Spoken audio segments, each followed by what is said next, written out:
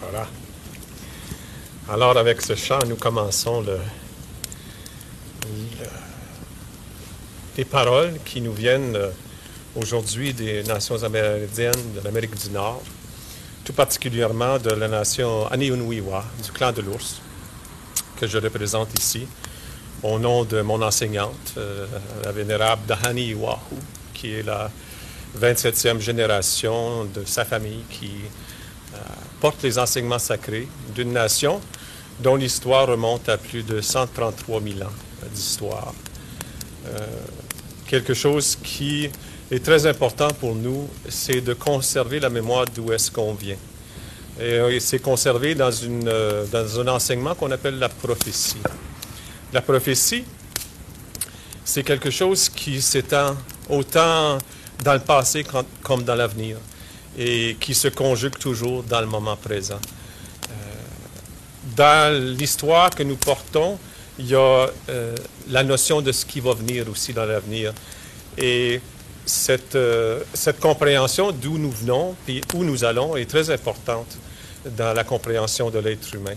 Et c'est quelque chose qui est transmis oralement depuis très longtemps et qui est vérifiable aussi. Il y a beaucoup d'auteurs qui ont écrit sur le sujet en comparant justement la prophétie avec les strates géologiques de la Terre et voyant que ce qui est dit, ce qui est raconté sur l'histoire de la planète correspond à ce qu'on retrouve dans les strates géologiques de la Terre. Alors, la compréhension de l'être humain dans nos nations est très importante parce qu'elle nous porte dans l'accomplissement de ce qu'on appelle, nous, les instructions originelles. Les instructions originelles, ce sont les messages, la mission d'être, si on peut dire, de tous les êtres qui viennent ici sur la planète, recevant donc du Créateur, du Grand Esprit, des instructions. Et lorsqu'ils viennent, leur accomplissement dépend de ces instructions. S'ils accomplissent ce qu'ils sont venus faire, alors leur vie a un sens. Et d'avoir un sens à la vie, c'est peut-être quelque chose qui ferait cruellement défaut, notamment aux jeunes aujourd'hui. Pour la première fois, je pense, dans l'histoire de l'humanité, on a un nouveau fléau, qui est les jeunes et les enfants même qui se suicident. C'est un fléau particulièrement important au Canada parmi les nations amérindiennes à qui on a volé beaucoup de leurs traditions par donc la colonisation et beaucoup de mesures de génocide qui ont été imposées, qui continuent à être imposées par les gouvernements. Alors pour nous, la compréhension d'où nous venons est très, très importante. Et pour cela, il y a des aspects de la prophétie qui concernent aujourd'hui tous les êtres et que j'aimerais partager avec vous aujourd'hui. Longtemps avant la venue des Européens, environ 500 ans avant la venue des Européens en Amérique du Nord, il y a eu des coureurs qui sont partis de toutes les nations qu'on dit les nations bâtisseurs de temples. Donc les Cherokees, les Hopis, les Aztèques, les Mayas ont envoyé des coureurs qui ont fait des spirales. Ils ont fait des spirales pour rejoindre le plus de nations possible. Ils ont couru jusqu'au cercle arctique, au Canada, et en Amérique du Sud jusqu'à la Terre de Feu. Et ils ont donc averti toutes les nations qu'il y aurait une grande rencontre, quelque chose d'important qui aurait lieu dans le nord du Mexique. Et la course, d'après ce qu'on raconte, a duré environ 5 ans. 5 ans pour que les gens arrivent, se rassemblent donc dans ce village au nord du Mexique. Et la réunion elle-même a duré presque 3 ans. Et dans cette réunion, donc, tous les sages, les chamans, les hommes et les femmes médecines ont comparé les songes, les rêves, les visions que tout un chacun avait commencé à recevoir. Et ils ont élaboré à ce moment-là une prophétie commune. Cette prophétie commune qu'on retrouve aujourd'hui dans de nombreuses nations disait, dans ces grandes lignes, les parties donc, qui nous intéressent ici aujourd'hui, disait qu'il viendrait un jour, par-dessus les grandes eaux paires, qui pour nous est l'océan Atlantique, un homme étrange qui arriverait sur une coque de noix propulsée par une aile d'oiseau. Cet homme aurait une peau un peu comme une personne malade, blême, et il y aurait du poil sur tout le corps, même dans le visage. Et à son arrivée, deux choses pourraient se produire. S'il écoutait la voix des Premières Nations, alors en écoutant la voix des Premières Nations, il y aurait suffisamment de place pour tout le monde sur la grande île Tortue, qui est pour nous l'Amérique du Nord. Et s'il n'écoutait pas la voix des Premières Nations, qu'alors le peuple indien serait détruit et qu'il serait comme un arbre qu'on a coupé au ras du sol. Donc, il ne serait plus visible, mais les racines seraient encore sous le sol. Et pendant bien des générations, donc, ces racines resteraient cachées. Et viendrait un temps où les fils et les filles de cet homme étrange commenceraient à s'habiller comme des Indiens, à marcher pieds nus et à parler aux abeilles et aux fleurs. Et ça serait le signe, l'indication qu'il nous serait permis une fois de nouveau de recommencer à parler de nos enseignements sacrés. Et qu'on pourrait voir à ce moment-là aussi l'aigle marcher sur la lune. Et si on voyait l'aigle marcher sur la lune, ça serait le signe que non seulement il faudrait partager avec les gens autour de nous les enseignements spirituels, mais qu'il faudrait voyager partout sur la terre-mère pour porter le message, parce que la destruction qui aurait affecté toutes les nations indiennes serait aussi une confusion qui se serait répandue sur toute la Terre et qui serait même possible de détruire toute vie sur la planète si le message n'était pas porté de notre parenté avec la Terre et avec toutes les espèces vivantes que porte la Terre, si ce message donc n'était pas porté vers tous les peuples de la Terre. Alors, la décision a été prise à ce moment-là, lors de cette grande rencontre, donc 500 ans environ avant la venue des Européens, de conserver les enseignements sacrés à l'intérieur de familles choisies à l'intérieur de chaque clan. Donc, dans chaque village, dans chaque clan, il y avait une famille qui était choisie et qui, à l'intérieur de la famille, transmettait les enseignements sacrés en secret. C'est-à-dire qu'autrefois, on choisissait les personnes les plus aptes à porter l'enseignement.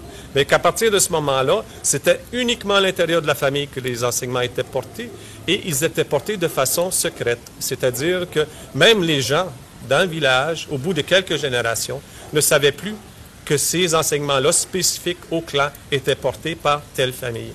Ceci a été fait de façon à préserver, si jamais la destruction arrivait, de préserver les enseignements sacrés, que ce ne serait pas facile ou opportun pour les gens de discerner parmi la nation ceux qui étaient porteurs des enseignements spirituels, pour leur donner une plus grande chance de survivre. Alors les choses se sont produites telles que la prophétie a annoncé. Lorsqu'on a vu les bateaux à voile, on a compris c'était quoi la coque de noix avec une aile d'oiseau. Et effectivement, les Européens n'ont pas écouté la voix des Premières Nations, sauf au tout début. Mais tout de suite après, ils n'ont pas écouté la voix des Premières Nations. Même, il y a eu une bulle papale qui a été émise par le Vatican à une certaine époque qui disait qu'effectivement, les Amérindiens n'étaient pas des humains, c'était comme des animaux, ils n'avaient pas d'âme, donc on pouvait en disposer comme on voulait, comme des animaux. C'était probablement pour donner bonne conscience aux colonisateurs qui voulaient s'accaparer toutes les richesses. D'ailleurs, même dans les premières années de contact, 90% de la population est décédée, c'était les maladies. Chez les peuples autochtones d'Amérique du Nord, il y avait très peu de maladies. Des études en ethnomédecine ont déterminé qu'il y avait environ 80 maladies en tout et pour tout. C'est rien comparé aux milliers de maladies qu'on retrouve dans les livres de médecine actuellement.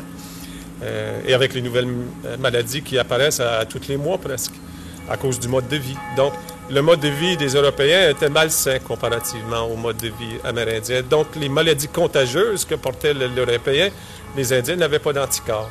Alors, c'est par milliers, par millions qui sont décédés dans les premières années de contact. Les chiffres situent environ à 90%, la documentation chiffre environ à 90% de la population qui est décédée dans les premières années de contact. Et ensuite, c'est donc l'avarice de l'Européen et les guerres qui ont voulu que les Indiens soient relégués aux endroits les plus inhospitalières, qu'on appelait les réserves. Hein. Et on a promis aux Indiens beaucoup de choses. On a promis la nourriture, on a promis on pourrait pourvoir à leurs besoins, mais la plupart des traités ont été brisés, non pas par les Autochtones, mais bien par l'Européen, où ensuite c'est devenu les Américains et les Canadiens. Et au bout de quelques générations, donc, la destruction était telle, parce que le mode de vie n'était plus là, il n'y avait plus de nourriture, il y avait la famine, il y avait aussi toutes les perversions de la société qui est arrivée, donc l'alcool et un mode de vie où il n'y avait plus la liberté, la nourriture qui était déficiente à bien des niveaux et qui a fait que ils ont comme disparu. Je me souviens quand j'étais jeune, dans les livres d'histoire, d'avoir lu que les peuples indiens étaient appelés à disparaître complètement. C'était bien dommage, mais ils allaient disparaître parce que effectivement, ils étaient presque invisibles, comme le disait la prophétie. En 1967, il est parti un mouvement de San Francisco qui s'est répandu à travers toute la planète, qui s'appelait à ce moment-là le mouvement hippie. Et là, on a vu des jeunes, les fils et les filles de l'occidental, qui se sont habillés comme les Indiens. Ils portaient des bandeaux, ils marchaient nu-pieds, ils pratiquaient l'amour libre, hein, l'amour sans le conditionnement judéo-chrétien, et qui était pour nous, là on a reconnu la phrase, qui parlerait aux abeilles et aux fleurs. Ils mettaient même des fleurs sur leurs vêtements. Et les aînés dans chaque clan qui s'étaient donc cachés tout ce temps-là, ceux qui portaient les enseignements spirituels, qui souvent n'étaient pas sur les réserves, souvent ils s'étaient cachés dans les montagnes, ils s'étaient cachés dans les forêts pour échapper à la destruction, parce qu'ils savaient qu'est-ce qui venait.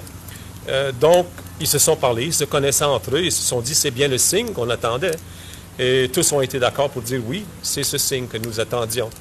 Et donc, on commençait tranquillement à ramener les enseignements spirituels. Et les premiers qui sont venus les écouter, curieusement, ce n'étaient pas les Autochtones, ce n'étaient pas les réserves, les Indiens qui vivaient sur les réserves, qui étaient dans une grande misère. C'était cette nouvelle nation, en fait, qui, nous, on désignait sous le titre de la nation arc-en-ciel, qui depuis existe encore. On ne les appelle plus les hippies maintenant, c'est vraiment la nation arc-en-ciel, la nation qu'on retrouve dans tous les pays de la Terre actuellement, qui ont des rassemblements à tous les étés, qui est la nouvelle humanité qui commence, le nouvel espoir. On disait que les 4 races de l'humanité se fondraient ensemble et formeraient une nouvelle humanité qui serait de toutes les couleurs de l'arc-en-ciel, et que cette nouvelle humanité formerait les guerriers de l'arc-en-ciel, qui seraient disponibles pour défendre la terre-mère, pour aider à la défendre et à préserver toutes les formes de vie. Et donc, on retrouve cette nation, Greenpeace, par exemple, c'est issu directement de cette prophétie. Donc, alors, ils ont commencé à enseigner à ces jeunes. Et deux ans plus tard, en 1969, le premier vaisseau spatial habité des États-Unis est atterri sur la Lune. Le premier homme a marché sur la Lune, et ce vaisseau s'appelait Eagle One, Aigle 1. Donc, le deuxième signe qui nous était donné, que l'aigle marcherait sur la Lune, et on sait que le symbole des États-Unis, c'est un aigle, était donné. Et là, on savait que non seulement il nous fallait continuer à enseigner autour de nous, mais qu'il fallait voyager partout sur la planète, parce que, et on le voyait, la destruction venait. On disait que la planète, qui avait connu déjà 3 purifications planétaires, allait se purifier du fait de la confusion portée par l'occidental et qui s'était répandue partout sur la planète. Et déjà à ce moment-là, il y avait suffisamment d'armement nucléaire sur la planète pour tout faire sauter. Et on comprenait la pertinence donc de voyager partout. Et on a commencé donc à voyager. À ce jour, je pense qu'il ne doit pas y avoir aucun pays au monde qui n'a pas reçu la visite de quelques aînés amérindiens pour accomplir donc cette prophétie. Et donc, c'est pourquoi je me retrouve très souvent aujourd'hui en France pour porter les enseignements, et dans d'autres pays également, pour porter ces enseignements-là. De reconnaître, finalement, notre rôle, ce n'est pas de convertir personne. Hein, on ne croit pas au prosélytisme, on pense que chaque nation, chaque race a sa propre philosophie, sa propre façon d'être reliée au Créateur et à l'harmonie qui est la fondation du monde dans lequel nous vivons. et qu'on n'a pas à apprendre quoi que ce soit à personne. Mais devant la confusion totale de l'être humain qui a perdu ses racines, qui ne comprend plus que la terre est sa mère, que le soleil est son père, que les arbres, les animaux, que les pierres sont ses frères et ses sœurs, qu'il a donc perdu le sentiment d'unité qui doit le rattacher au monde créé, devant cette perte donc d'identité qui est très profonde, qui fait qu'on voit des jeunes se suicider parce qu'ils ont perdu un sens à la vie, qui fait que l'homme peut polluer son environnement. C'est une inconscience de ne pas comprendre que les eaux, par exemple, de la terre, la rivière qui coule, le ruisseau qui recoule sur les roches, qu'en fait, c'est le système sanguin de la terre-mère et que nous sommes un avec la terre et que si on pollue la terre, on pollue l'eau de la terre, on pollue donc notre propre sang du même coup. Et c'est pourquoi on voit l'apparition de maladies telles que le cancer aujourd'hui. En fait, l'homme agit comme un cancer. Il fait partie, en fait, c'est une cellule de la Terre, l'homme, quand il est en unité avec son environnement tel que nous le comprenons. Et s'il travaille contre cet organisme qui est la Terre, s'il pollue, s'il fait sauter des bombes atomiques dans le ventre de la Terre, de sa propre mère, donc la même chose se produit à l'intérieur de lui. Les cellules à l'intérieur de son corps acquièrent une vie qui est contraire à son propre organisme et c'est le propre, donc, du cancer. Et cette compréhension est très importante. Notre enseignante vénérée, Dhani Wahu, elle a donc regardé les enseignements spirituels que nous portions. Et elle a élaboré un enseignement qui pourrait s'adapter à toutes les nations. Un enseignement qui pourrait être pratiqué par tous les peuples, peu importe lesquels. On a retiré les secrets de clan de ces enseignements. On en a fait quelque chose qui était facile à comprendre. Et ce que nous remarquons, c'est que les gens, en pratiquant ces enseignements-là, ils sont en mesure de raffiner les portes de la perception que tous nous portons. Notre être, naturellement, peut parler avec les arbres, peut parler avec les animaux, peut parler avec la terre, peut parler avec les pierres. C'est quelque chose qui est naturel à l'être humain. Souvent, les gens me disent, mais c'est quelque chose de surnaturel. Non. Ce qui est surnaturel, c'est la manière dont les gens vivent aujourd'hui, où ils ne sont plus en mesure d'entendre les voix de la nature. Si vous observez, par exemple, une vallée avant une inondation ou avant un tremblement de terre, 3 ou 4 jours avant, tous les animaux quittent la vallée. Ils le savent parce qu'ils ont entendu la voix de la terre. Ils savent qu'est-ce qui va se produire. Le seul qui est assez bête pour rester là, c'est l'être humain. Pourquoi? Parce qu'il n'entend plus les voix de la nature. Un sage de nos nations, une fois, a dit que l'homme blanc n'entendait plus les arbres et que pourtant les arbres pouvaient nous enseigner cette philosophie fondamentale d'accepter toute vie autour de nous. Parce que les arbres, ils acceptent de rester toujours au même endroit et ne chasseront jamais aucune forme de vie qui vient se percher sur leurs branches ou qui vient picorer dans leur bois ou qui vient se nourrir de leurs fruits ou de leur écorce ou même de leur bois. Ils vont toujours accepter. Et cette philosophie nous enseigne beaucoup de choses. Parce que l'arbre, c'est la structure même de la colonne vertébrale de l'être humain. C'est cette capacité de prendre l'énergie de la terre et de l'énergie du ciel, pardon, et de la donner à la terre. Les endroits où on a coupé tous les arbres, les grandes civilisations qu'il y avait autrefois autour de l'Égypte, qui ont coupé tous les arbres, ça leur crée des forêts, des déserts, parce que les forêts ne sont plus là pour appeler la pluie.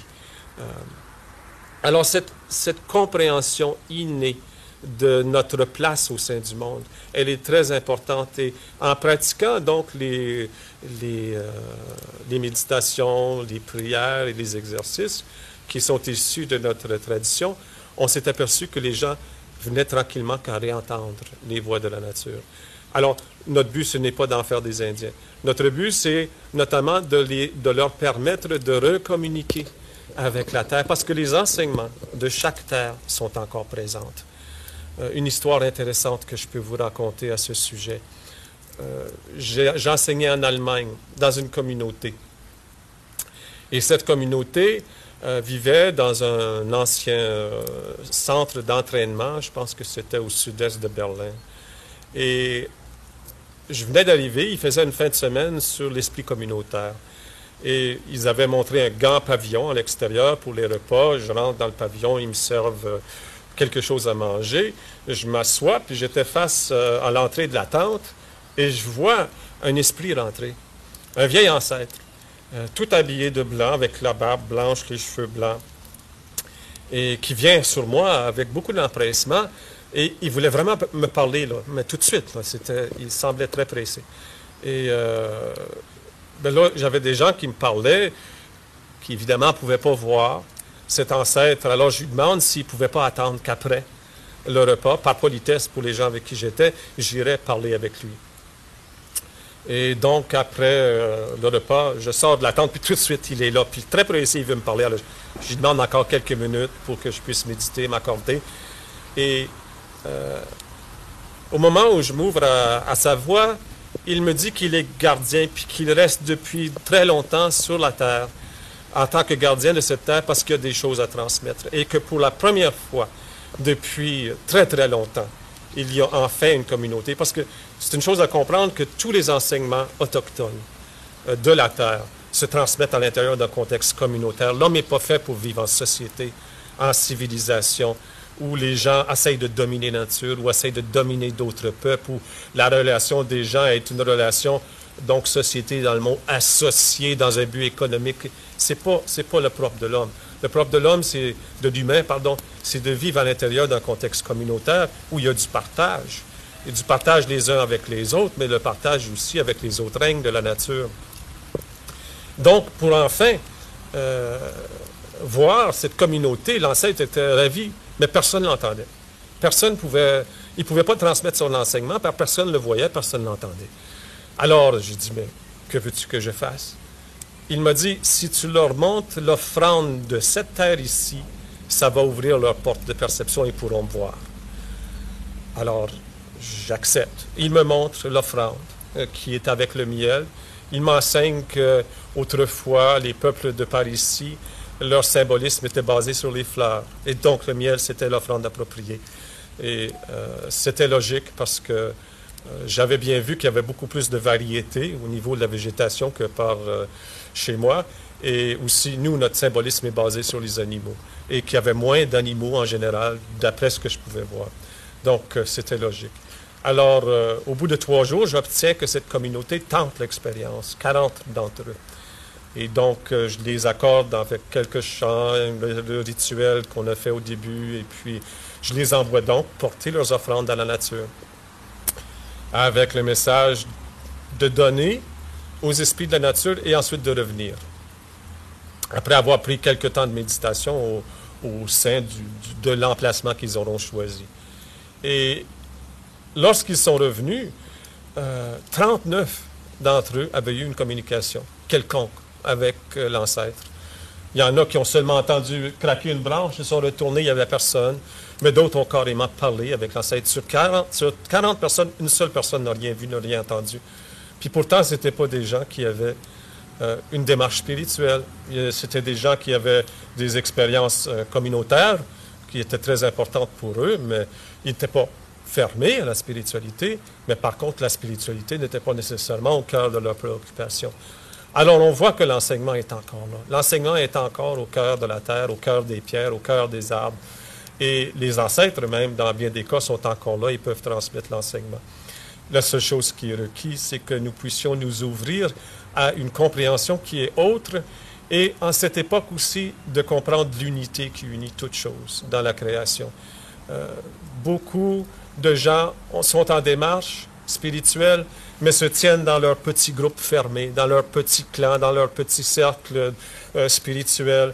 Et ce qui est demandé aujourd'hui, c'est que non pas seulement tous les peuples de la Terre, mais aussi toutes les différentes religions se réunissent, que tous les mouvements écologiques, les mouvements alternatifs, que ce soit au niveau agriculture, que ce soit au niveau économie, que ce soit au niveau technologie, que ce soit au niveau communautaire, que ce soit au niveau spirituel, que tous les gens s'unissent parce que individuellement, même en tant que communauté, en tant que groupuscule spirituel, en tant que mouvement alternatif, on n'a pas de force face aux puissances qui voudraient réduire l'humanité en esclavage, qui voudraient détruire, pour quelques raisons économiques, des grandes parcelles de territoire au nom d'un confort qui est souvent inutile, qui n'apporte pas le bonheur, qui n'apporte pas la santé et qui n'apporte pas non plus l'harmonie et l'unité qui peut donner un sens à la vie.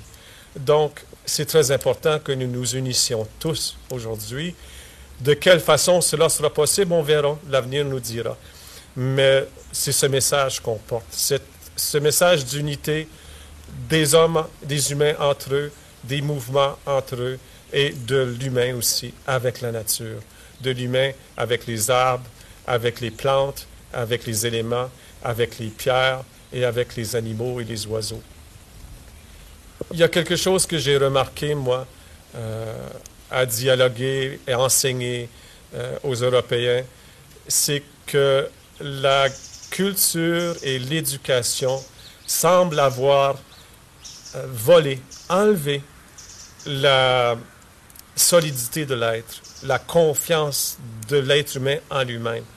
Beaucoup de gens n'ont plus confiance dans ce qu'ils ressentent, dans les perceptions qu'ils ont.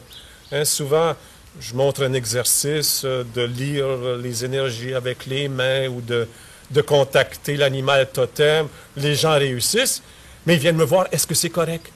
Ils ont besoin d'une confirmation à l'extérieur d'eux-mêmes parce que toute leur vie, ils ont reçu de l'extérieur la confirmation qu'ils étaient dans le droit chemin. Hein. Dès l'école, on enseigne avec la peur. On donne des notes. Un même examen pour toute la classe. Et on évalue donc sur les mêmes critères 30 personnes qui sont complètement différentes. Donc, les gens acquièrent la perception, le message qu'ils reçoivent de l'environnement, c'est qu'ils sont des êtres humains entiers par ce qu'ils font et non pas par ce qu'ils sont. Hein? Et que c'est l'extérieur qui va déterminer ton succès et non pas l'intérieur. Chez les Autochtones, pas juste les Amérindiens, parce qu'il y a un véritable communisme qui est autochtone. On peut voyager dans toutes les nations de la Terre. Et on va trouver dans toutes les nations autochtones, je parle, qui vivent au sein de la nature, on va trouver toutes les mêmes valeurs de base. Partout, partout, on va trouver les mêmes valeurs de base. Les formes vont changer, les formes rituelles, les manières de s'habiller, les décorations, les maisons, la façon que les choses sont faites, ça va changer parce que c'est la géographie, c'est l'unité, l'harmonie avec ton environnement qui détermine ça. Mais les valeurs profondes de base de la communauté, du partage, de notre unité avec la terre, de notre unité avec la nature, c'est pareil dans toutes les nations autochtones du monde. Et dans toutes ces nations autochtones, on apprend à déterminer ce qui est vrai de l'intérieur. Hein? Parce que tous, on a ça. La loi, elle est là, elle est inscrite à l'intérieur de nous, comme nos instructions originelles dont on parlait au début de notre discussion. C'est que le véritable sens à notre vie, les instructions originelles ont été placées en nous avant même que nous naissions. Alors on les porte à l'intérieur de nous. Et c'est là qu'on peut déterminer ce qui est vrai pour nous. Parce que ce qui est vrai pour nous n'est pas nécessairement vrai pour le voisin. Hein? La personne a d'autres instructions. Chaque être humain est unique. De la même façon que chaque feuille sur l'arbre est différente de l'autre, mais pourtant, ils font tous partie du même arbre. De la même façon, chaque être humain est complètement unique, mais on fait tous partie de l'humanité. Il y a une unité fondamentale à l'intérieur de ça qui fait que chacun d'entre nous pouvons contribuer à l'ensemble. Mais pour contribuer à l'ensemble, il faut découvrir c'est quoi l'unicité de notre mission d'être, quel est le potentiel que nous, on porte, hein, qui est différent de tous les autres. Et pour déterminer ça, il n'y a personne qui peut nous dire ça parce que le Créateur, il ne l'a pas inscrit dans le cœur du voisin. Il l'a inscrit dans notre cœur à nous. Alors, il faut aller voir à l'intérieur de soi pour déterminer cela. Et de par l'éducation que les Occidentaux ont reçue, qui place toujours la vérité à l'extérieur, la loi à l'extérieur. Si tu fais comme les autres, tu vas être accepté. Si tu réussis le même examen que tous les autres, tu vas être validé. Et que si tu ne réponds pas aux mêmes conformités que ce qu'on te présente autour de toi, on va te rejeter. Tu vas te retrouver sans abri, par exemple, ou encore en prison, ou encore à l'asile, où tu ne réussiras pas ton examen à l'école. Et tu vas donc être en quelque part mis à part du reste du groupe. Tu apprends donc à évaluer ta validité par quelque chose qui se situe à l'extérieur de toi. Quand en fait, ta validité, elle doit se déterminer à l'intérieur de l'être. Donc, aujourd'hui, ça prend énormément de courage, avec l'éducation que les gens reçoivent, de déterminer ce qui est vrai, parce que c'est très évident, avec la destruction qu'on voit partout autour de nous, que le mode de vie qui est proposé par la civilisation, par la société, elle est erronée à la base, parce qu'elle est fondée sur une mesure économique. Parce que même tous les gouvernants du monde sont tous financés par des banques. Il y a très peu de gouvernements qui ne sont pas en dette.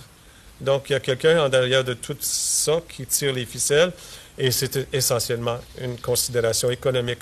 Tous les peuples autochtones du monde en ont constaté la validité de cette théorie-là, parce qu'au nom de l'économie, on a construit des barrages qui ont déplacé des milliers, puis des milliers, puis des milliers de personnes, que ce soit au Canada, que ce soit en Inde, que ce soit en Afrique, peu importe le lieu, au nom de l'économie, on a détruit le mode de vie de millions de personnes à travers la planète. Et ces gens-là n'avaient pas un mot à dire. Pourquoi? Parce qu'ils n'avaient pas les moyens financiers de défendre leur point de vue. Alors, on le voit qu'il y a vraiment quelque chose qui est erroné. Hein? Dans le mode de vie autochtone, c'est le partage. Et on peut aller dans les grandes villes, être à côté d'un édifice qui est immense, où les gens gagnent beaucoup d'argent, puis au pied de l'édifice, quelqu'un qui quête parce qu'il n'y a rien à manger. Pour nous, ça, c'est une aberration. Hein? C'est quelque chose qui est incompréhensible. Parce que cette personne-là qui souffre, c'est un reflet de notre propre réalité. Donc, en quelque part, même si vous avez beaucoup d'argent, vous êtes intérieurement très pauvre, parce que quelqu'un est pauvre à côté de vous. Alors, ce ne sera peut-être pas financièrement, matériellement que vous serez pauvre, mais vous serez pauvre dans un autre aspect de votre être. Et c'est ce qu'on remarque, que spirituellement, les gens sont très pauvres aujourd'hui. Ils n'ont pas cette solidité d'être, cette estime de leur propre instruction originelle qu'ils ont reçue du Créateur, qui peut leur permettre de déterminer de façon autonome qu'est-ce qui est vrai, puis qu'est-ce qui est faux. Et ceux qui le voient, le perçoivent, encore beaucoup ont de la difficulté à l'accepter et à avoir le courage de marcher, parce que depuis qu'ils sont petits, la loi leur est imposée de l'extérieur plutôt que d'être enseignée de l'intérieur. Alors, notre message, le message que l'on porte, c'est que on n'a pas besoin de rien chercher. On n'a pas besoin de rien trouver. Tout est déjà à l'intérieur de l'être. Tout est déjà dans le monde qui nous entoure. Hein? Comme les oiseaux qui viennent écouter le message très fréquemment, c'est très curieux comme les oiseaux viennent pour écouter les enseignements quand ils sont donnés. Il y a une unité fondamentale qui existe entre tout ce qui vit sur cette planète-là. Et en se rattachant, en revenant à l'intérieur de cette harmonie fondamentale, on trouve notre raison d'être. On trouve notre validité en tant qu'être humain.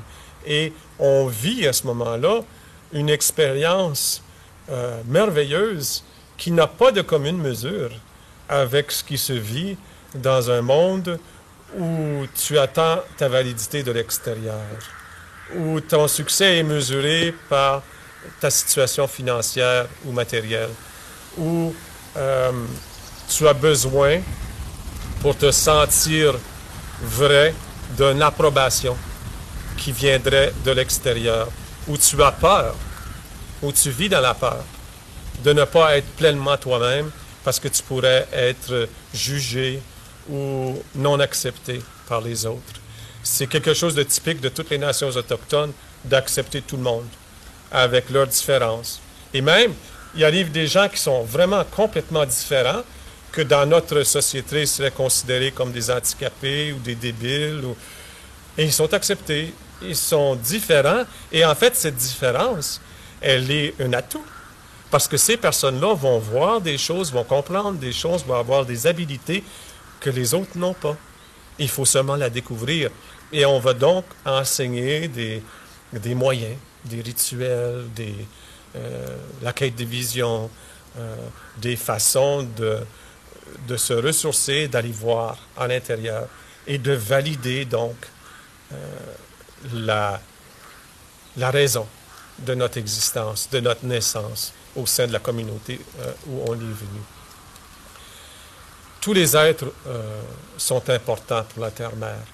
Et la disparition qu'on voit actuellement de toutes les espèces est un mauvais présage pour l'être humain parce que elle est le reflet, en fait, de sa propre amputation. Sa propre amputation des qualités qui font d'un être humain ce qu'il est.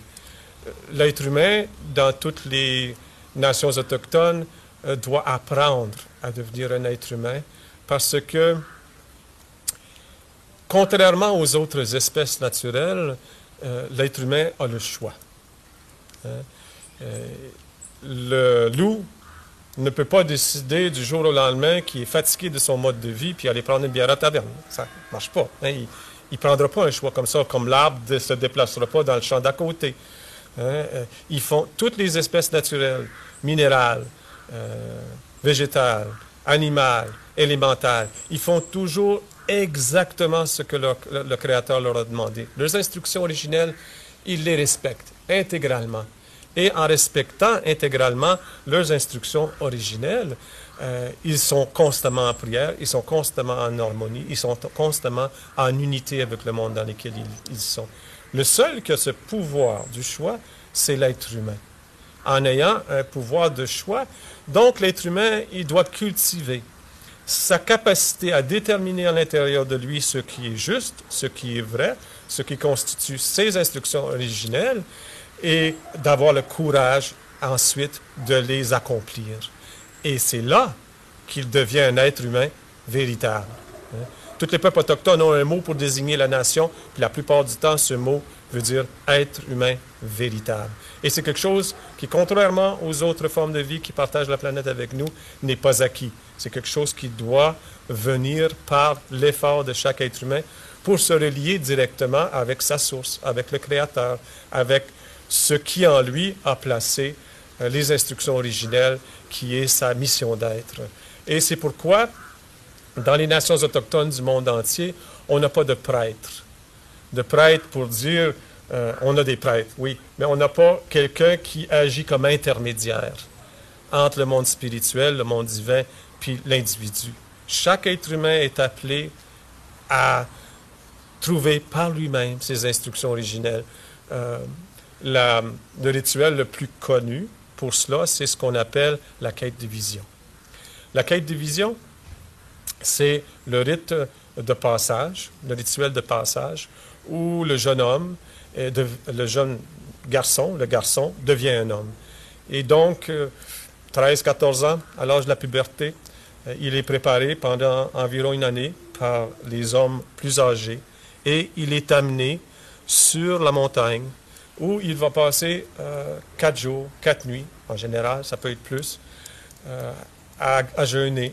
Et il se prive de nourriture, il se prive d'eau, il se prive de sommeil pour communiquer avec le monde spirituel où il n'y a pas de besoin de sommeil, d'eau et de nourriture. Et pendant ce temps, il est en prière. Il implore les esprits, le grand esprit et les esprits de la nature qui l'entourent de lui révéler sa mission d'être, pour qu'il puisse devenir un homme, pour qu'il puisse comprendre sa mission ici sur Terre. Et il doit, en tant qu'homme, donc maîtriser sa soif, maîtriser sa faim, maîtriser son besoin de sommeil et maîtriser sa peur. Parce que seul, sur la montagne, au sein de tous les esprits de la nature qui, bien sûr, vont mettre à l'épreuve le garçon pour voir s'il est digne de devenir un homme, et les démons intérieurs que tous on porte, l'ombre de l'être qui sont nos expériences et qui sont souvent cette ombre qu'on porte à l'intérieur de nous est souvent l'indication la plus précieuse pour nous indiquer sur c'est quoi qu'on doit travailler, très très important. Donc, qui dans le milieu de la nuit se révèle souvent sous la forme d'un diable ou d'un démon ou d'un monstre qui apparaît devant nous et il faut rester là.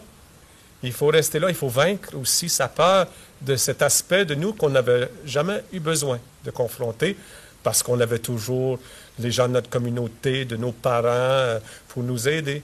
Et là, il s'agit de devenir autonome, d'acquérir à l'intérieur de soi la force de faire face à tout ça, de maîtriser tout ça. Alors, la personne qui redescend de la montagne, c'est plus un garçon, c'est vraiment un homme, parce que non seulement elle a maîtrisé sa soif, sa faim et son besoin de sommeil, mais elle a aussi compris qui elle était. Elle connaît sa raison d'être. Et il y avait comme ça de multiples rituels qui amenaient les gens à comprendre leur mission de vie, pourquoi ils sont sur Terre. Et à travers ça, cette raison d'être-là, comprendre quelle est notre place au sein de la communauté. On ne va pas sur la montagne juste pour nous. On va sur la montagne pour ramener nos dons, notre potentiel à notre communauté, au pouvoir qui est le nôtre, de comprendre notre place au sein de l'univers. Et donc d'accomplir pour tous notre mission d'être. On va donc être très, très heureux. Et si je reviens à tantôt, le mode de vie qu'on a dans un mode de vie civilisé, comparé à ce qu'on peut éprouver dans une communauté au sein de la nature, ou une communauté tout court, où on partage tout, il n'y a pas de commune mesure. On vit beaucoup plus intensément, on vit vraiment au maximum de notre potentiel, de nos capacités, et l'idée de suicide ne nous reviendrait jamais parce qu'on est tellement dans la joie. C'est pas nécessairement plus facile, même je dirais que c'est plus difficile, parce que ça prend du courage, parce qu'on ne peut pas dépendre de quelqu'un à l'extérieur de nous. On est autonome dans notre relation au divin. Tout le monde va nous aider, bien sûr, avec tout ce qu'on a à accomplir, mais on est autonome. Hein? Dans l'autonomie, il y a cette notion d'interdépendance qui est importante. On n'est pas indépendant, on est interdépendant. Et c'est juste en étant autonome qu'on peut vraiment apporter notre contribution.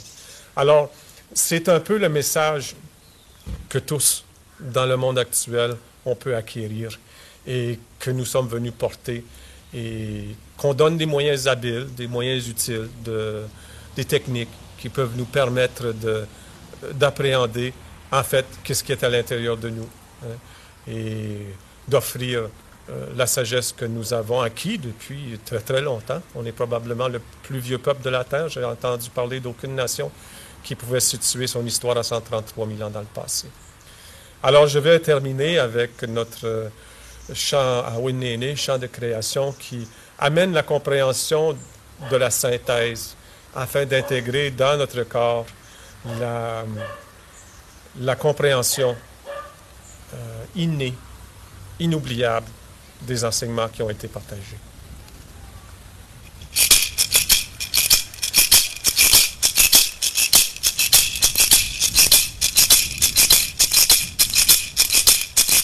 Away,